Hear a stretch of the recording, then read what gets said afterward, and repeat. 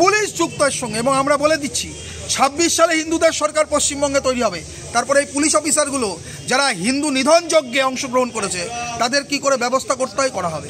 বেলডাঙ্গা সহ পশ্চিমবাংলার বিভিন্ন জায়গায় জেহাদি শক্তি তৃণমূলের মাননীয় মুখ্যমন্ত্রী মমতা বন্দ্যোপাধ্যায়ের অনুপ্রেরণায় তারা হিন্দুদের ওপর আক্রমণ সংগঠিত করছে।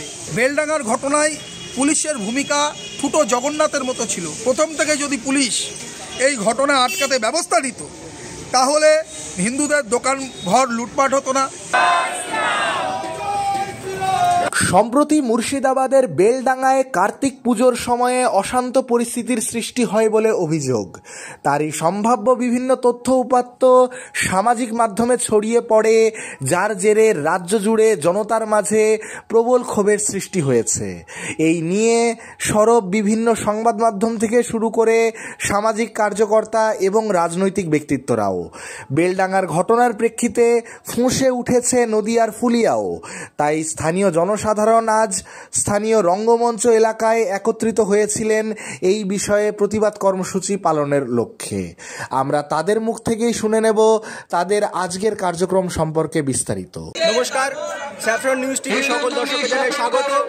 আজ আমরা চলে এসেছি নদিয়া জেলার ফুলিয়ার রঙ্গমঞ্চ এলাকায়।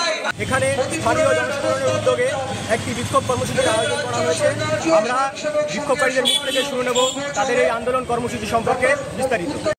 দাদা, আজকে আপনাদের এই যে একত্রিত হওয়া আপনাদের এই কর্মসূচিটা কি নিয়ে, এর বিষয়ে যদি একটু বিস্তারিত বলেন। দেখুন, এ রাজ্যে তৃণমূলের সরকার শোষণ আর তোষণের মধ্যে দিয়ে চলছে। বেলডাঙ্গা সহ পশ্চিমবাংলার বিভিন্ন জায়গায় জেহাদি শক্তি তৃণমূলের মাননীয় মুখ্যমন্ত্রী মমতা বন্দ্যোপাধ্যায়ের অনুপ্রেরণায় তারা হিন্দুদের ওপর আক্রমণ সংগঠিত করছে। পুলিশ নির্বিকার দর্শকের ভূমিকা পালন করছে। এ রাজ্যের হিন্দুদের প্রয়োজনীয় নিরাপত্তা এবং যে দোকান ঘর ভাঙচুর করা হলো, লুটপাট করা হলো, বাড়িঘর লুটপাট করা হলো, তাদের প্রয়োজনীয় ক্ষতিপূরণের দাবিতে হিন্দু জনগোষ্ঠীকে ঐক্যবদ্ধ করবার আহ্বান জানিয়েই আজকে আমাদের প্রতিবাদ মিছিল সংগঠিত হবে। আচ্ছা, এই যে আপনি অভিযোগটা করছেন, এটা মূলত কোন ঘটনার প্রেক্ষিতে আপনি বলছেন? দেখুন, বেলডাঙ্গা শুধু একটার পর একটা ঘটনা নয়। 2011 সালের পর থেকে তৃণমূলের সরকার, সরকার 30% বেশি সংখ্যালঘু ভোটের লোভে তারা সেই সংখ্যালঘুদের ভুল বুঝিয়ে তারা সংখ্যালঘুদের তোষণ করে চলেছে এবং এ রাজ্যের হিন্দু জনগোষ্ঠীকে সংখ্যালঘুদের দিয়ে একটা টেনশন তৈরি করার জন্য জেহাদি শক্তিকে প্রশ্রয় দিচ্ছে, যার ফলে এই জেহাদি শক্তি প্রশ্রয়ের ফলেই বেলডাঙ্গার মতো অপ্রীতিকর ঘটনা ঘটছে। আজকে বিভিন্ন রাজ্যের বিভিন্ন জায়গায় একটা অপ্রীতিকর ঘটনাগুলো ঘটছে। এই অপ্রীতিকর ঘটনাগুলো আমরা চাই না। আমরা বাংলায় দাঙ্গার পরিবেশ চাই না। আমরা চাই সবাই শান্তিতে বসবাস করুক বাংলায়। কিন্তু জেহাদি শক্তির এই উত্থান মমতা বন্দ্যোপাধ্যায়ের আমলে হয়েছে।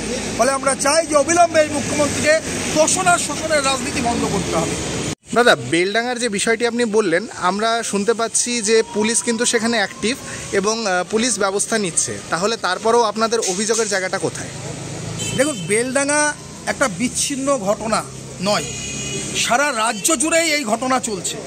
বেলডাঙ্গার ঘটনায় পুলিশের ভূমিকা ফুটো জগন্নাথের মতো ছিল। প্রথম থেকে যদি পুলিশ এই ঘটনা আটকাতে ব্যবস্থা নিত তাহলে হিন্দুদের দোকান ঘর লুটপাট হতো না, হিন্দুদের বাড়িঘর ভাঙচুর করা হতো না, লুটপাট হতো না এবং মন্দির, প্রতিমা, ভগবানের প্রতিমা, সেগুলো ভাঙচুর করা হতো না।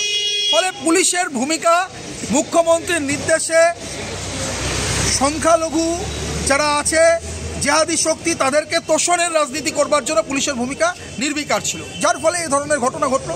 পুলিশ যুক্ত এর সঙ্গে। এবং আমরা বলে দিচ্ছি 26 সালে হিন্দুদের সরকার পশ্চিমবঙ্গে তৈরি হবে। তারপরে এই পুলিশ অফিসারগুলো যারা হিন্দু নিধন যজ্ঞে অংশগ্রহণ করেছে তাদের কি করে ব্যবস্থা করতে হয় করা হবে।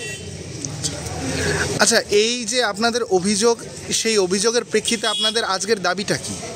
আমাদের হিন্দুদের নিরাপত্তা চাই। যাদের ওপর অত্যাচার হয়েছে তাদেরকে ক্ষতিপূরণ দিতে হবে, যারা আক্রান্ত ক্ষতিপূরণ দিতে হবে, যাদের বাড়িঘর লুটপাট হয়েছে, দোকান লুটপাট হয়েছে, ক্ষতিপূরণ দিতে হবে এবং রাজ্য সরকারকেই দিতে হবে।